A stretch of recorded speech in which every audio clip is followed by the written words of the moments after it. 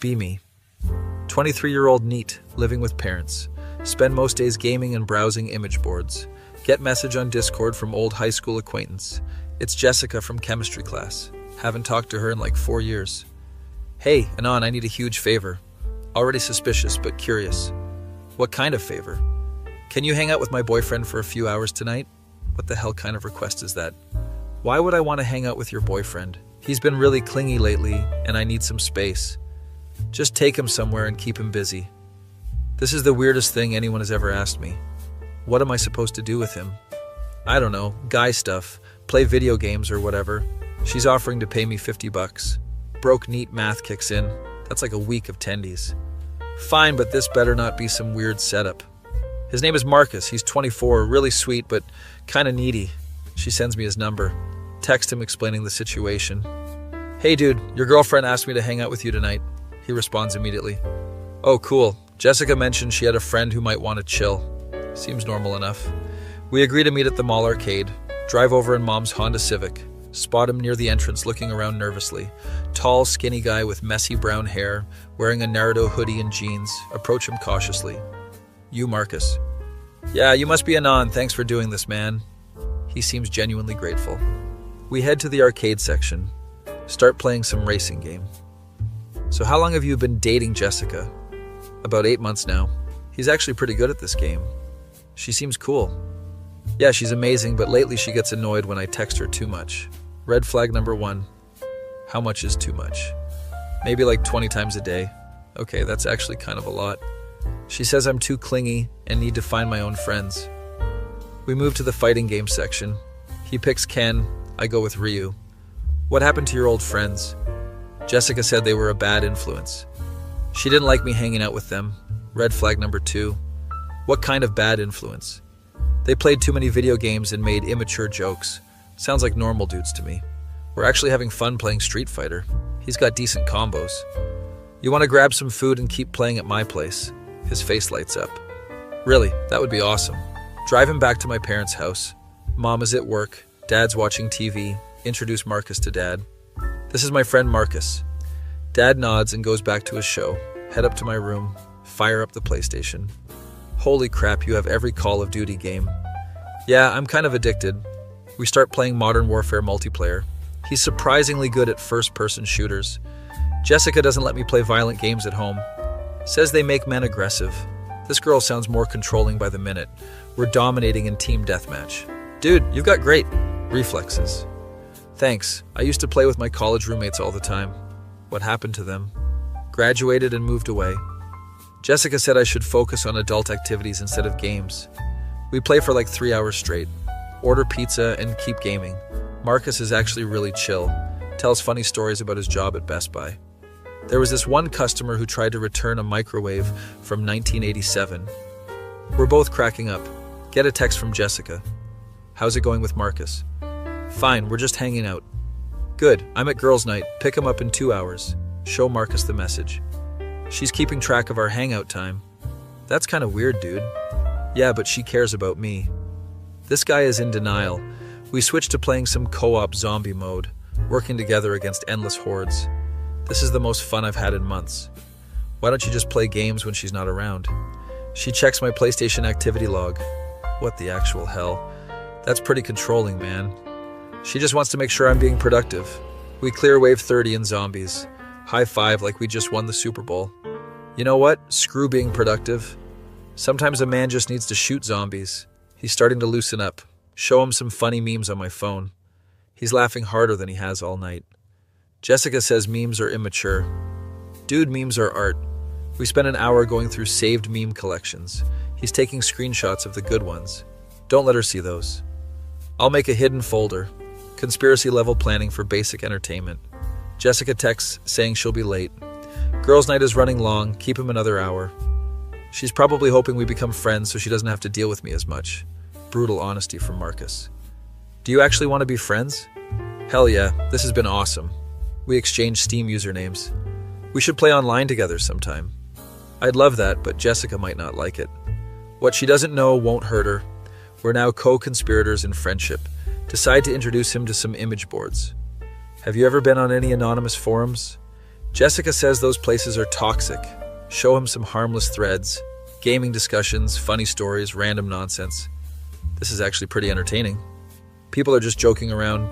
We're browsing and commenting on random stuff. Marcus is getting the hang of image board culture. Why do people write in Greentext? It's just the format makes stories easier to read. He tries writing his own Greentext about working retail. It's actually pretty funny. Who's gonna read your Greentext, though? Probably some dumbass like the one watching this video. We both start laughing. Imagine someone actually watching this story unfold. They're probably eating tendies right now. Marcus finds this meta-humor hilarious. Eventually we end up on some questionable threads. You know the type. Marcus gets awkwardly quiet. Jessica banned me from this kind of content. Said it was disrespectful to women. Dude, you're a grown adult. You can look at whatever you want. We're both getting a bit worked up from the content. Somehow end up sitting closer on the couch. This is weird, but I haven't done this in months. She monitors my browser history. We're both just gooning to the same screen. Accidentally, our hands touch, reaching for tissues. Neither of us pulls away. This is the most comfortable I've felt in ages. No judgment, no criticism. Just two bros helping each other out. We finish up and there's no awkwardness afterward. Just bros being bros. Thanks, man. I really needed that.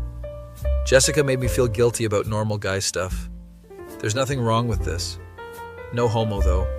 Obviously no homo. Clean up and go back to gaming like nothing happened. But there's a new level of friendship now. Complete trust and zero judgment. Marcus brings up something random while we're still browsing. Do you think the moon landing was real? Caught me off guard with that one. What do you mean? Like there's some weird inconsistencies in the footage. Jessica always shut me down when I brought up stuff like this. Said conspiracy theories were for idiots. We pause the game and start talking about it. I mean, the flag waving and no wind is pretty weird. And the shadows don't match up right. We're going down a rabbit hole now. Pull up some videos on my laptop. Look at this analysis of the camera angles. Marcus is getting really into it. I've always wondered about this stuff. But Jessica said questioning official stories was stupid. We spend like an hour watching moon landing conspiracy videos, then move on to other weird topics. What about Building 7? That one's actually pretty sketchy. Freefall collapse from office fires. We're looking up all kinds of paranormal stuff. UFO sightings, Bigfoot evidence, government cover-ups. This is so much fun. I love theorizing about this crap. Jessica called it mental masturbation. She sounds like she was fun at parties. We find this documentary about alien abductions. Some of these stories are pretty convincing. What if we're not alone in the universe? Marcus is like a kid in a candy store. I've been wanting to talk about this stuff for months. But she made me feel stupid for being curious. We discuss everything from ancient aliens to time travel. You think the government knows about extraterrestrials? Probably they hide everything else. Area 51 has to have some wild stuff. It's 2 a.m. and we're still going strong, talking about interdimensional beings and simulation theory. What if we're all just NPCs in someone else's game? That would explain a lot, actually. Marcus is the most animated I've seen him all night. This is what I missed about having friends. Someone to explore weird ideas with. Jessica thought everything had to be practical and boring. Jessica finally shows up, around midnight. Knocks on the front door, let her in. She looks slightly drunk. Hey boys, how was your play date? Condescending tone detected. We had a good time. Marcus bounds down the stairs like an excited puppy. Babe, we played Call of Duty and ordered pizza. That's nice, sweetie. Ready to go home. She's treating him like a child. Actually, Anon and I were thinking of hanging out again soon. Jessica's smile gets tighter. That's sweet, but you know how busy your schedule is. What schedule? He works part-time at Best Buy. Maybe just once in a while. We'll see. Come on, let's get you home. Marcus gives me a grateful handshake. Thanks, man. This was really fun. Anytime, dude.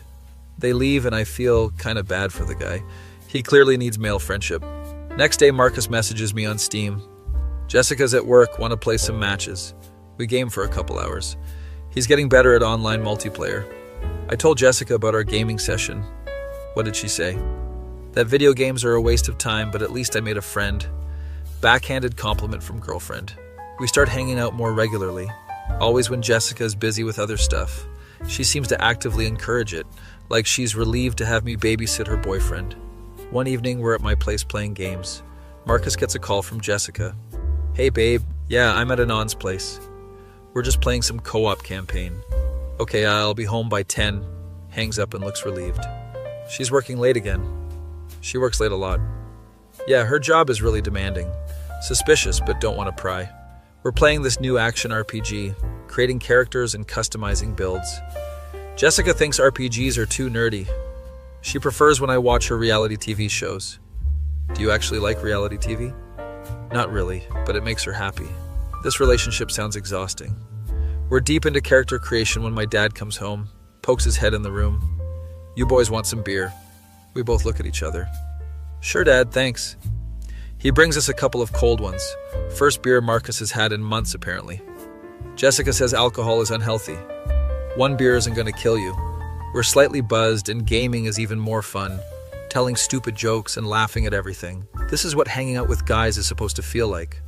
Relaxed and stupid. We're having a great time until Marcus gets another call. It's Jessica.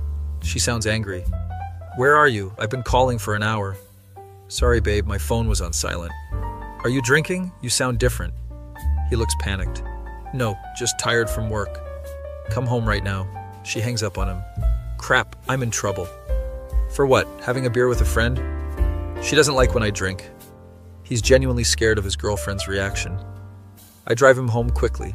See Jessica waiting on the porch looking furious. Marcus gets out of the car nervously.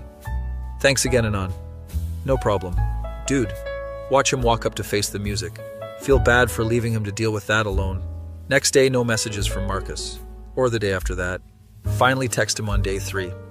Hey man, everything okay? Yeah, just been busy with Jessica stuff. We had a long talk about boundaries. Translation. She yelled at him for hours. Want to hang out this weekend? Maybe not this weekend, she has plans for us. He's been put on friendship restriction. Give it a week before texting again. Jessica's working late tonight. Want to play online. Can't, she set up parental controls on my gaming. What the actual hell? Parental controls, you're 24 years old. She says it's to help me be more productive. This girl is insane. That's completely nuts, dude. It's fine, I'm trying to be a better boyfriend. He's been completely brainwashed. Decide to do something about this. Text Jessica directly. Hey, can I talk to you about Marcus? What about him? He seems really isolated from his friends. He needs to focus on adult responsibilities. Hanging out with friends is pretty normal for adults. Not when those friends are bad influences. How am I a bad influence? You encourage his gaming addiction and immaturity. I encourage him to have fun occasionally. He's happier when he has friends to hang out with. He's happier when he's focused on our relationship. This conversation is going nowhere. Okay, well, if you change your mind, let me know. She doesn't respond. A few days later, Marcus texts me. Jessica and I broke up. Holy crap, what happened? She said I was too dependent and needed space. Also that I prioritize my friends over her. The irony is incredible. Where are you staying? Back with my parents for now. Want to come over and talk about it? Actually, yeah, that would be great.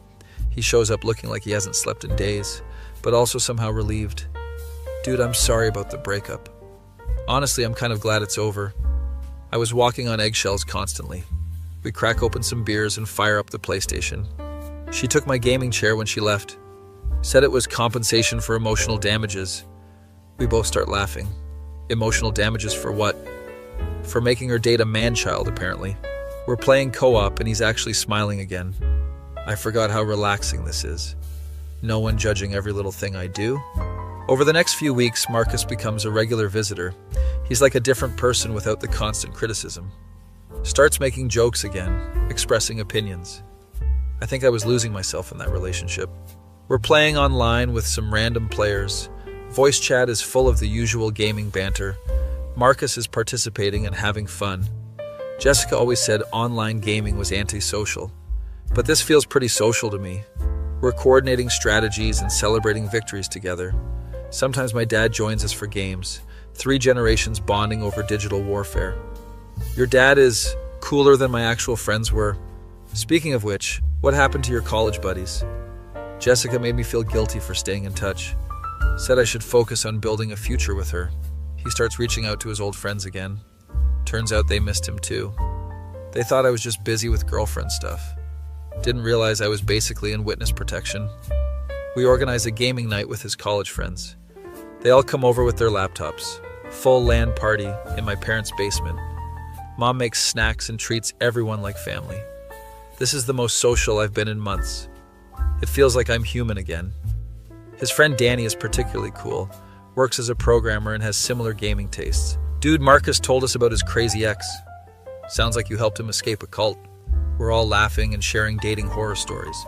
Turns out controlling girlfriends are more common than expected. My ex used to check my browser history daily. Mine made me delete all female contacts from my phone, including my sister. We're bonding over shared experiences of relationship insanity. Marcus is realizing his situation wasn't normal. I thought that's just how relationships worked, that you had to give up everything for your partner. Danny shakes his head. Healthy relationships enhance your life, not restrict it.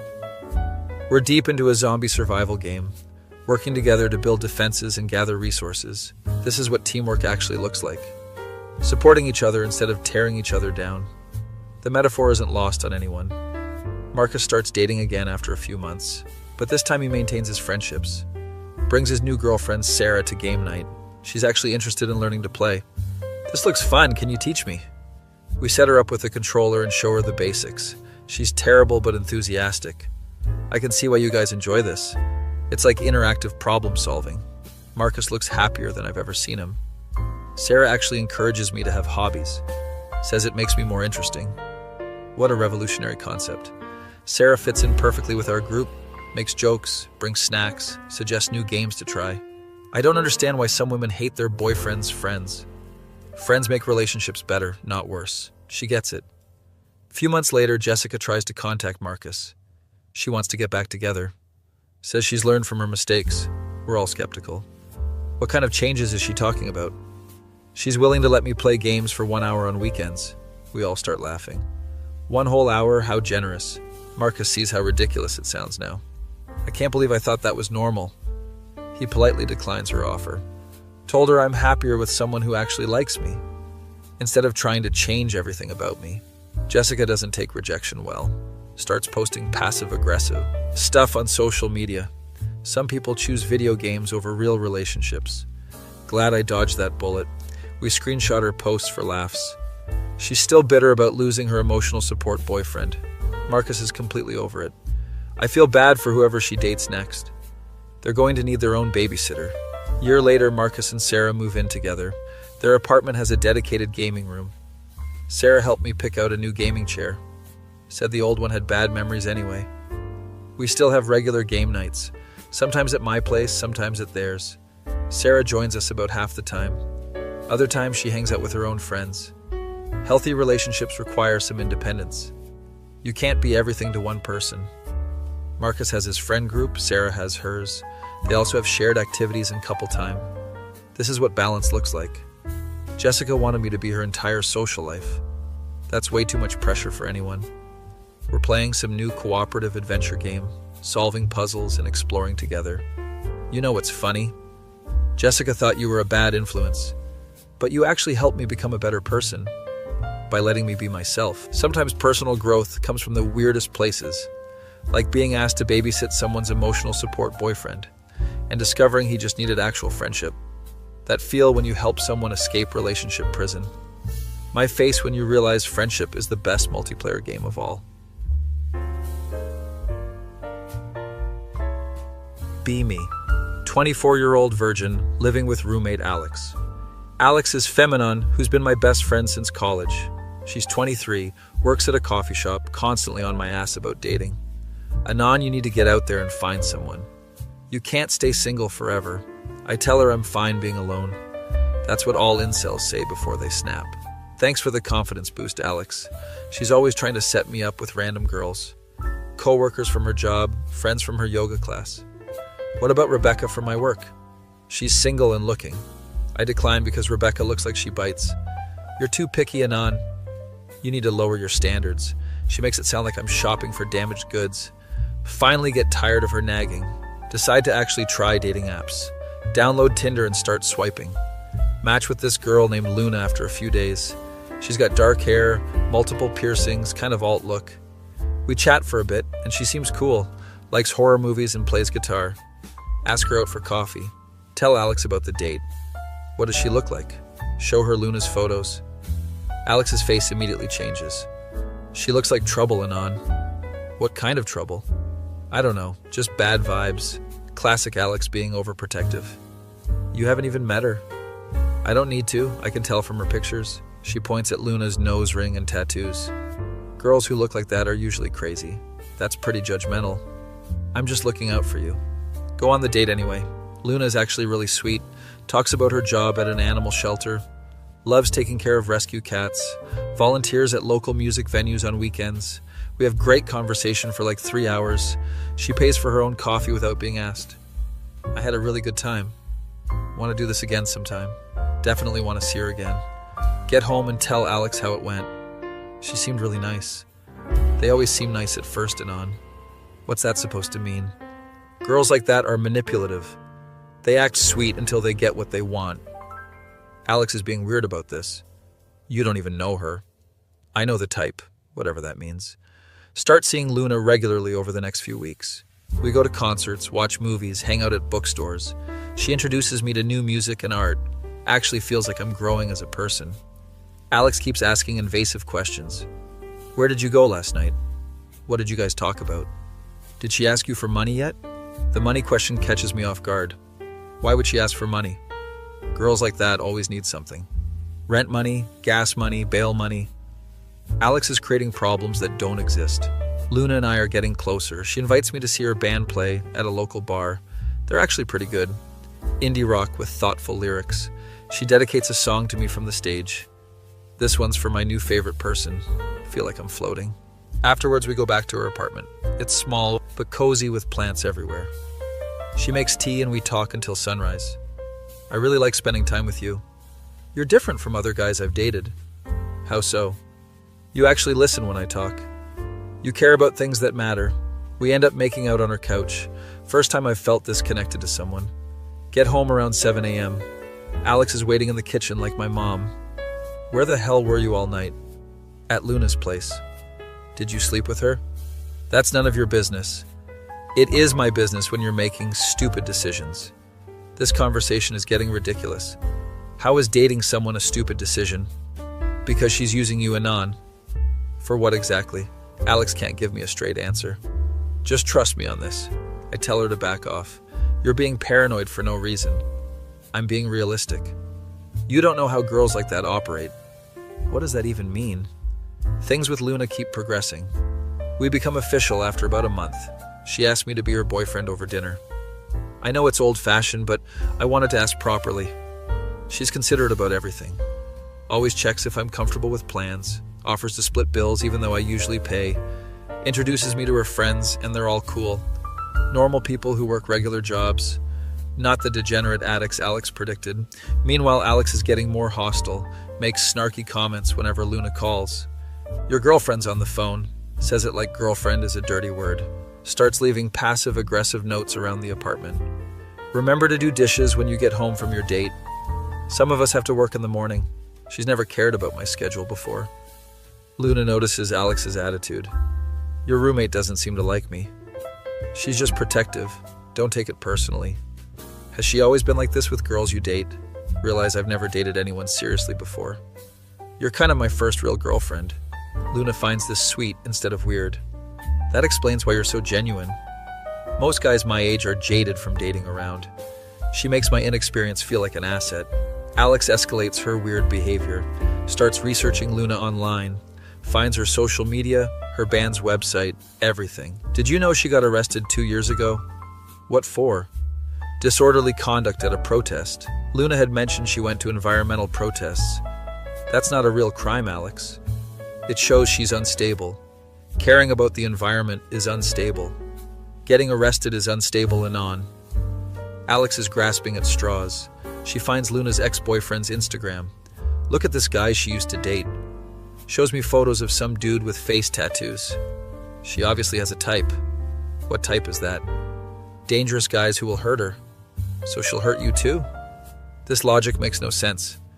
Maybe she just likes interesting people. Interesting is code for damaged Anon. Alex is projecting something fierce.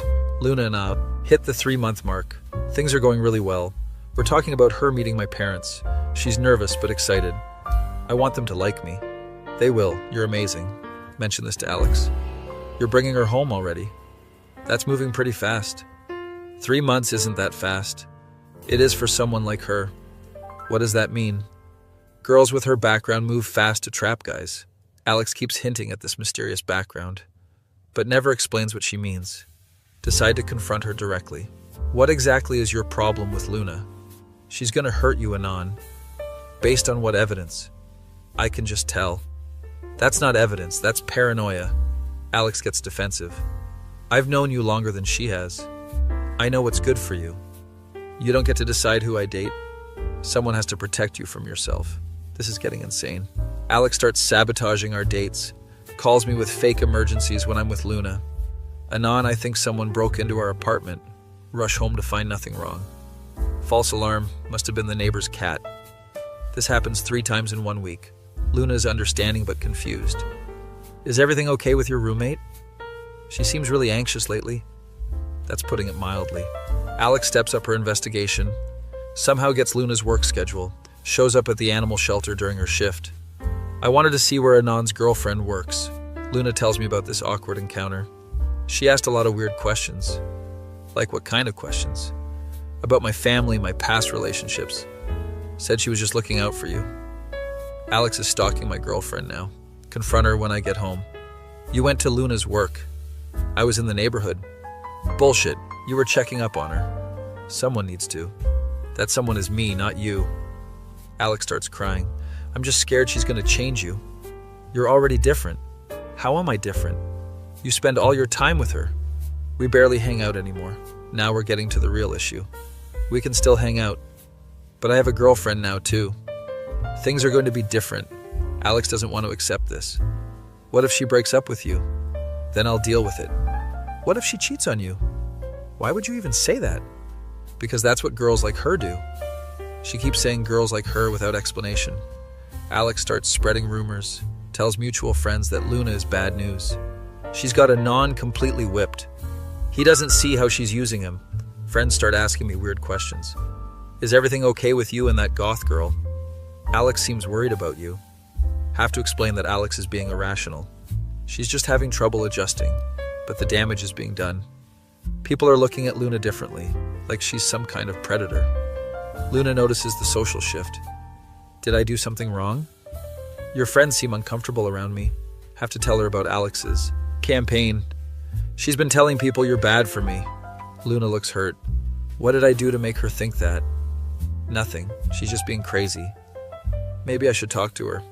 That's probably not a good idea. Alex's behavior gets more erratic. Starts drinking more when I'm out with Luna. I come home to find her passed out on the couch. Empty wine bottles on the coffee table. Alex, what the hell? Sorry, had a rough day. This becomes a pattern. Every time I go on a date, she gets drunk. Then guilt trips me the next morning. You left me here all alone. I was having a panic attack. What if something had happened? Luna suggests I talk to Alex about therapy. She seems really anxious about abandonment. Maybe she needs professional help. Luna is being more understanding than Alex deserves. Try to have a serious conversation with Alex. You need to get help. This behavior isn't normal. I'm fine, Anon. You're the one who's changed. That girl has poisoned your mind against me. She's fully delusional now. Alex escalates to direct sabotage. Texts Luna, pretending to be me. Hey, can we talk? I'm having second thoughts. Luna shows up at our apartment, confused and upset. Did you want to break up with me? What are you talking about? Show her the text from my phone. I never sent any of those messages. Alex must have cloned my number somehow. This is insane. Luna is starting to see Alex's true nature. Your roommate is actively trying to ruin our relationship. Can't deny it anymore. Alex has crossed every line. Decide to move out. Can't live with someone who sabotages my happiness. Tell Alex I'm leaving. You're choosing her over me. You're choosing your best friend. I'm choosing my sanity. You've lost your mind over this girl. Alex starts ugly crying. She's gonna destroy you, Anon. You'll see, you'll come crawling back. When she shows her true colors, pack my stuff while she follows me around ranting. I know girls like her. I used to be like her. Finally, the truth comes out. What do you mean you used to be like her? Alex stops crying and looks embarrassed. I used to date guys just to hurt them. I was angry and wanted revenge. So you think Luna is doing the same thing? Girls with that look always have an agenda. She's been projecting her own past behavior. Luna isn't you, Alex. She's never done anything to hurt me. The only person causing problems is you. Alex realizes she's revealed too much, tries to backtrack. I'm just trying to protect you. You're trying to control me. There's a difference. Finish packing and head to the door. Alex blocks my path. If you leave with her, I'll never forgive you. That's your choice to make. But I'm done letting you sabotage my relationship. Push past her and leave. She's screaming from the balcony. She's gonna break your heart, Anon. You'll be sorry. Neighbors are staring, but I don't care. Move in with Luna temporarily. Her apartment is small, but peaceful. No constant drama or manipulation. I'm sorry about Alex. She's dealing with her own issues. Luna is still trying to be understanding. Some people can't handle change. Maybe she'll come around eventually. Doubt that's gonna happen. Alex starts a harassment campaign, creates fake social media accounts, posts lies about Luna cheating, sends anonymous messages to Luna's work. Your employee is dating a known user. She's manipulating him for money. Luna's boss has to sit her down. Someone is spreading rumors about you. Is there anything I should know? Luna explains the situation honestly. Her boss is understanding but concerned. Maybe you should file a police report. Alex has escalated to criminal behavior. Luna doesn't want to press charges. She's your best friend. Maybe she just needs time. Luna is too forgiving for her own good. Alex shows up at Luna's work again. This time she causes a scene. This woman is a predator. She's using my best friend.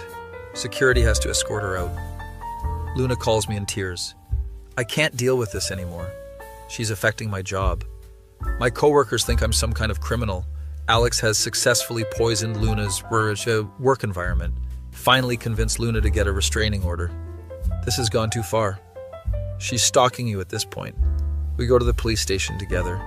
File a formal complaint with evidence. The fake texts, the workplace harassment, everything. Officer takes it seriously. This constitutes stalking and harassment. We'll serve her with papers. Alex receives the restraining order at our old apartment. She violates it within 24 hours. Shows up at the coffee shop where Luna and I are studying. Anon, please just listen to me. She's not who you think she is. Luna is shaking with anxiety. Other customers are staring. Alex, you need to leave. You have a restraining order. I don't care about some stupid piece of paper. I'm trying to save you from making a huge mistake.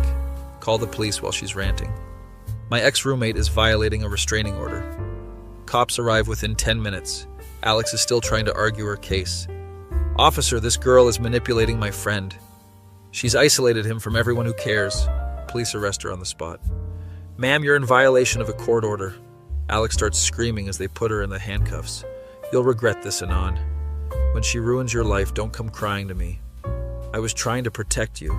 She's dragged away, still yelling threats. Luna is traumatized by the whole scene. I've never had someone hate me this much. What did I do to deserve this? She's blaming herself for Alex's psychotic behavior. You didn't do anything wrong. Alex has serious mental health issues. This is about her problems, not you. But the damage is done. Luna becomes anxious and paranoid, constantly looking over her shoulder, afraid Alex will show up again. What if she gets out and comes after me? What if she escalates to violence? Alex's campaign of terror has worked. Even though she's in jail, she's still controlling our lives. Luna starts pulling away from me. Maybe we should take a break. Until this whole situation calms down. I don't want you to lose your friendship over me. She's trying to sacrifice our relationship. Alex isn't my friend anymore.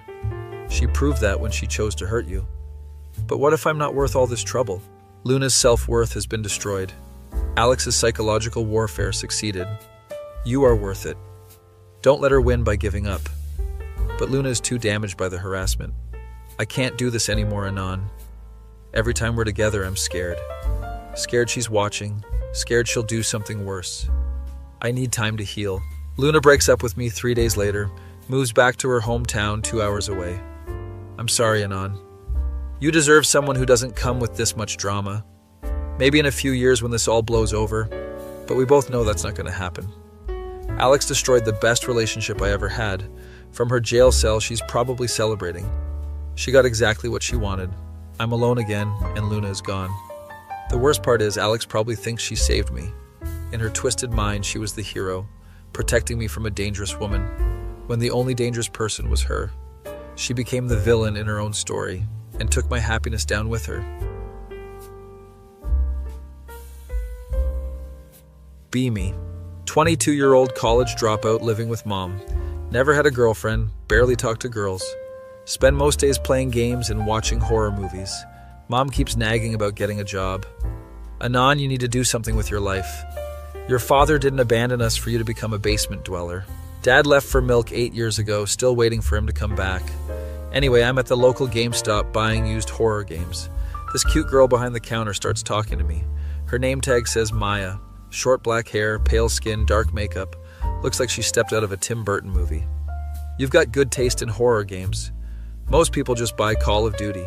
We start talking about Silent Hill and Resident Evil. She knows more about horror than most guys I know.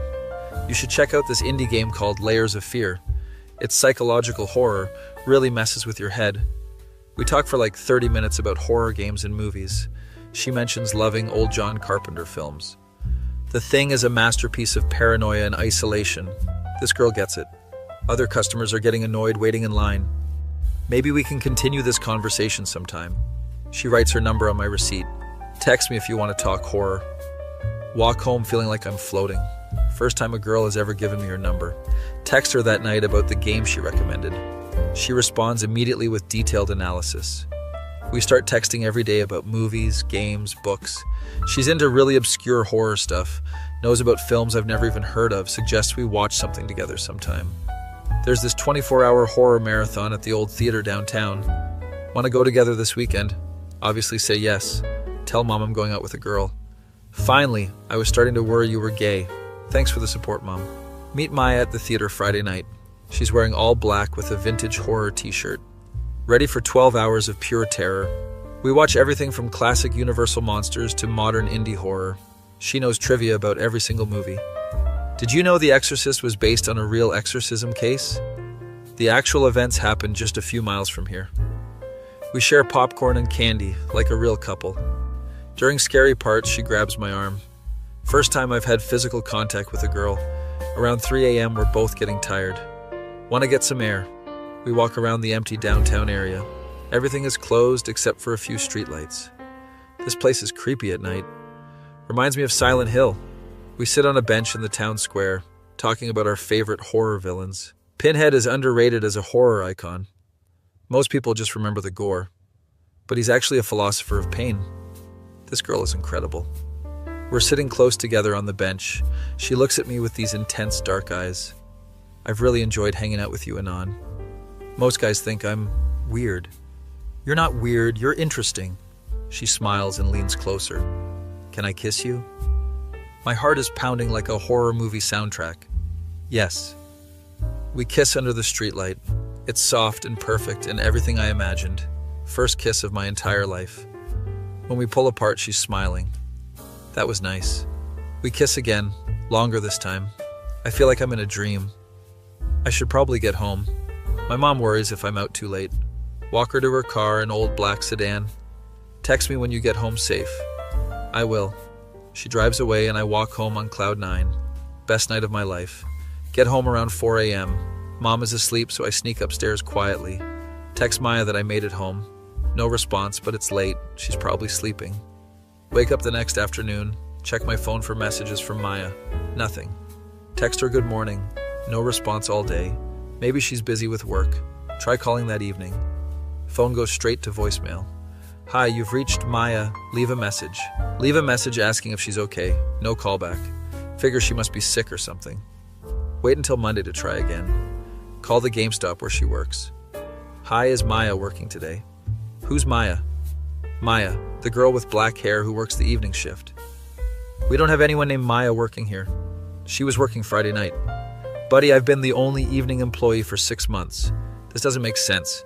Drive to the GameStop to see for myself. Same guy behind the counter from the phone. You sure there's no Maya here? Never heard that name in my life. What about Friday night? There was a girl here. I worked Friday night alone until close. No one else was here. This is getting weird. Maybe I'm thinking of the wrong GameStop. Check every GameStop in a 20-mile radius. No one has ever heard of Maya. No one matching her description. Go back to the theater where we watched movies. Talk to the ticket booth guy. Was there a horror marathon here Friday night? Nope. We showed the new Marvel movie all weekend. No horror marathon scheduled. What the hell is going on? Check my phone for our text conversations. They're all gone. Every single message we exchanged has disappeared. Check my call log. No record of calling her number. Check my receipt from GameStop. The one she wrote her number on. It's blank. No phone number written anywhere. But I remember her writing it. I remember everything clearly. Starting to panic now. Maybe I'm having some kind of breakdown. Tell Mom about the situation. I went on a date Friday night with a girl named Maya. Anon, you were home Friday night. You played video games until 2 a.m. I heard you in your room. No, Mom, I was at the movie theater. With Maya from GameStop. Mom looks concerned. Honey, you haven't left the house in 3 days. I brought you dinner Friday night, remember? You were playing that new horror game. She mentions Layers of Fear, the game Maya recommended. But according to Mom, I never left the house. Check my Steam library. Layers of Fear is there. Purchased Friday night at 11:47 p.m. Same time I was supposedly kissing Maya. This is impossible. Either I'm losing my mind or something supernatural happened. Decide to investigate further. Go back to the town square where we kissed. Sit on the same bench. Everything looks different in daylight. Notice something carved into the bench. Maya plus Anon forever. Fresh carving, done recently. But no one believes Maya exists. Take photos of the carving with my phone. Photos come out blurry and distorted. Can barely make out the words. Something is definitely wrong here. Research the town's history online, looking for any mention of Maya. Find an old newspaper article from 1995. Local teen dies in car accident. Black and white photo shows a girl who looks exactly like Maya. Same face, same hair, same dark eyes. Maya Rodriguez, 17, died when her car skidded off Route 9. She was returning home from a movie theater. Friends remember her love of horror films. The accident happened 27 years ago, but the girl I kissed looked exactly like this photo. Same age, same everything. Print out the article and show Mom. This girl looks familiar. Mom studies the photo carefully. She does look like someone you might be attracted to. But honey, this girl died before you were born. I think you're having some kind of psychotic episode. Maybe Mom is right. Maybe I imagined the whole thing. But the bench carving is real. The newspaper article is real. Something happened Friday night. Decide to drive Route 9 where Maya died. It's a winding road through dense woods. Lots of sharp curves and steep drops. Find the spot mentioned in the article. There's a small memorial on the side of the road. Flowers, candles, a photo of Maya. Same girl I kissed. Leave some flowers and sit there for a while, wondering what the hell is going on. As I'm driving home, something appears in my rearview mirror. An old black sedan following close behind. Same car Maya drove away in. Speed up, but the car keeps pace. Turn down a side street. The sedan follows. Pull into a gas station parking lot. The sedan drives past without stopping. Can't see the driver through tinted windows, but I know it's her.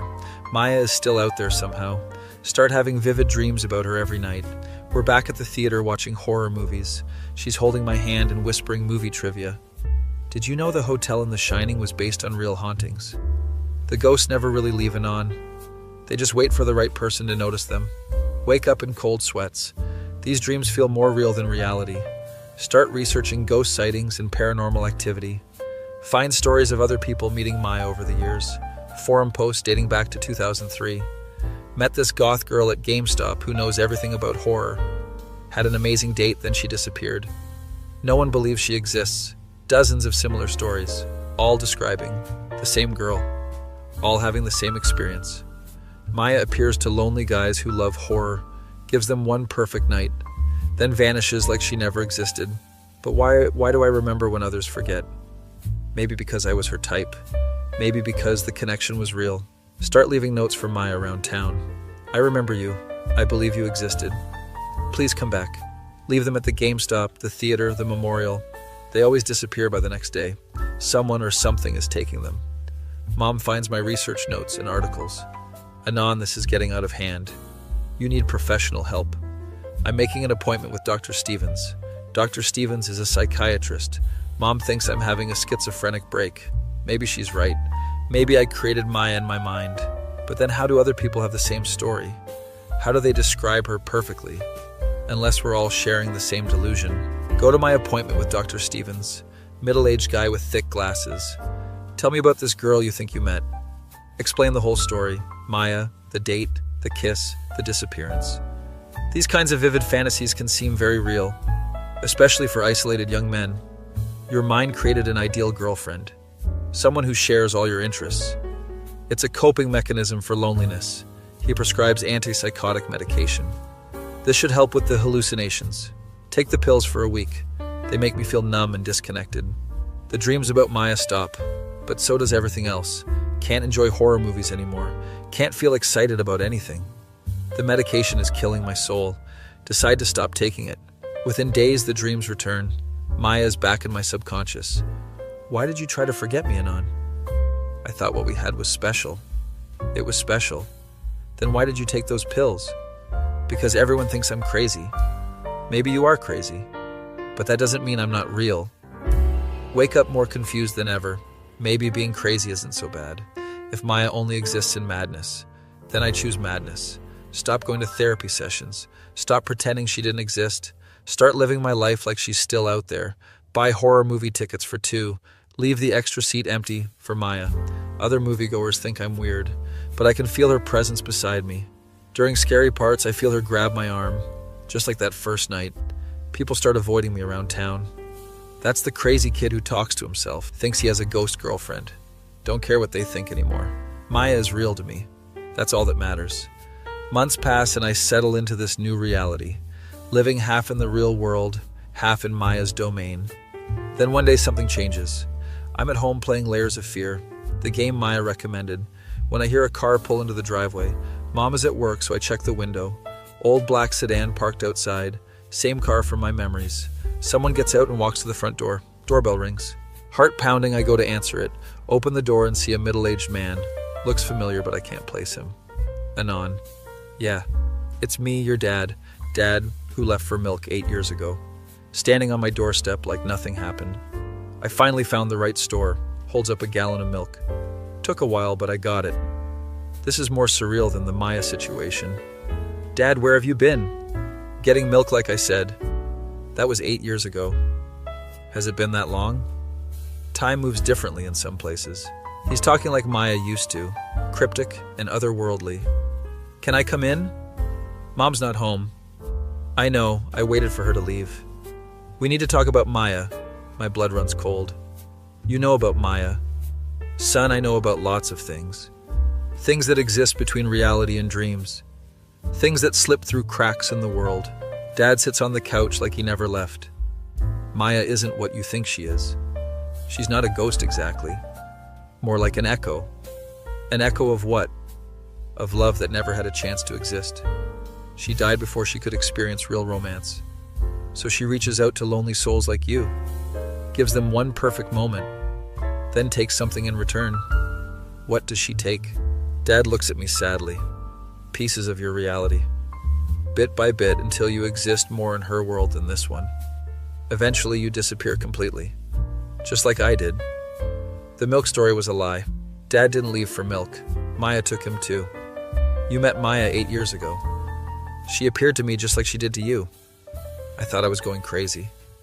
So I followed her deeper into her realm, trying to prove she was real. The deeper I went, the more I faded from this world, until I was gone completely. Mom and you forgot I existed, except for the milk story. That was the last thread connecting me to reality. How are you here now? Because Maya is done with me. She's focused on you now. I can exist again because she's not draining my reality anymore. But that means you're in danger. Dad shows me his phone. It has photos of him with Maya. Same girl, same face, same dark eyes. She's been doing this for decades.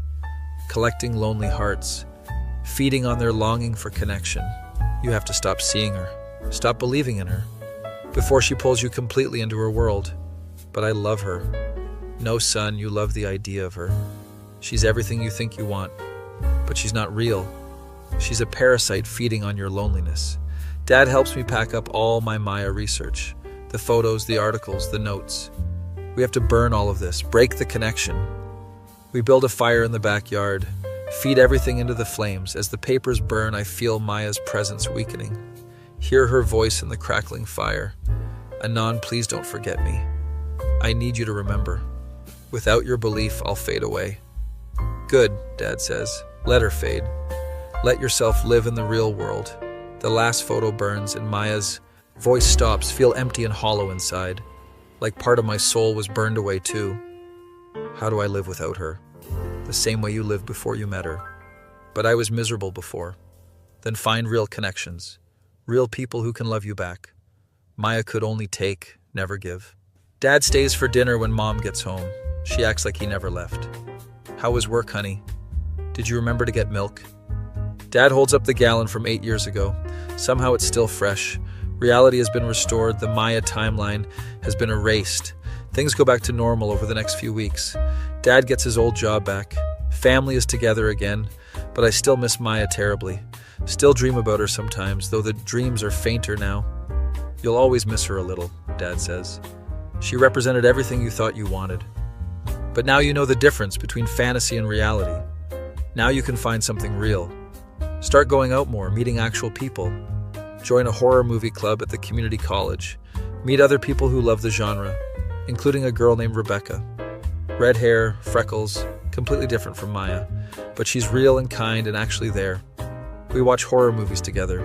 She doesn't know obscure trivia like Maya did, but she laughs at my jokes and texts me back. Exists in the same reality I do. Slowly I start to heal from the Maya experience. Learn to appreciate real human connection. Messy and imperfect, but genuine. Sometimes I still see the black sedan, parked outside the GameStop or theater, waiting for the next lonely soul, but I don't look too closely. Don't want to risk falling back into her web. Maya taught me about love and loss, about the difference between fantasy and reality, about the danger of wanting something too perfect. She was my first kiss and my first heartbreak, even if she was never really there. The memory of that kiss still haunts me, perfect and impossible and gone forever, like something out of a horror movie, where love itself becomes the monster, and the real terror is losing yourself in someone who was never real to begin with.